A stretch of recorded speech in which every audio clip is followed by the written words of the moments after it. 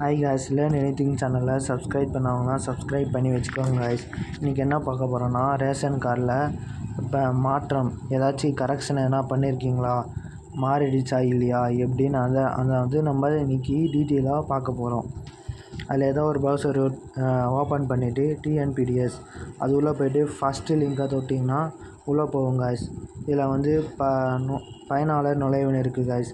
அதில் போய்ட்டு registered phone number, ration கார்டில் என்ன ரிஜிஸ்டர்ட் ஃபோன் நம்பர் கொடுத்துருக்கீங்களோ அது மட்டும் போட்டால் மட்டும்தான் காய்ஸ் இது ஓப்பன் ஆகும், இல்லைனா ஓப்பன் ஆகாது. ப்ளஸ் நம்ம கேப்சா போட்டு பதிவு செய்யும் கொடுத்தோன்னா நம்ம ரேஷன் கார்டில் எத்தனை பேர், 4 பேர் 5 பேர் இருக்காங்களா, இல்லை 2 பேர் மட்டும் இருக்காங்களா, ஃபுல் டீட்டெயில்ஸ் வந்துடும் காய்ஸ். அப்படியே வெளில வந்தீங்கன்னா நம்ம ஏதாச்சும் அட்ரஸ் கரெக்ஷன் ஏதாவது போட்டிருக்கீங்கன்னா அட்டை தொடர்பான சேவை நிலை அறியன்னு போட்டுட்டு நம்ம ஃபஸ்ட்டு பார்த்தோம்னா ரிஜிஸ்டர்டு ஃபோன் நம்பர், அதுக்கு ஒரு குறிப்பு தகவல் வந்துருக்கும் காய்ஸ், அப்ளிகேஷன் நம்பர். அது இங்கே போட்டுட்டு பதிவு செய்யினா அது எந்த ஸ்டேட்டஸில் இருக்குது அந்த மாதிரி பார்த்து தெரிஞ்சுக்கலாம் காய்ஸ்.